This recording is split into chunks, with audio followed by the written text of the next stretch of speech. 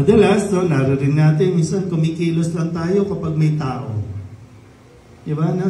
Kumikilos lang tayo kapag nandyan ang boss. Diba? Sa mga opisina, masipag kapag nandyan ang boss. Pero kapag wala ang boss, yan, papetiks-petiks. Masipag lang kapag nandyan sa chairman. Pero kapag wala, hindi na maglilinis ng barangay. Yung mga tumatanggap ng tupad, mga tumatanggap ng akap. Pero pag oras na ng bigayan, yan. Ang sipag-sipag maglinis. Ang tagal-tagal, sa isang area, lahat sila nagkumpulan. Di ba? So, hindi pwedeng maging pakitang tao lamang ang ating paglilingkod.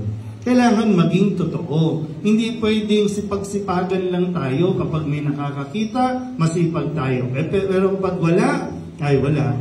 Batugan tayo. Alam niyo yan, di ba mga magulang, di ba, kapag yung mga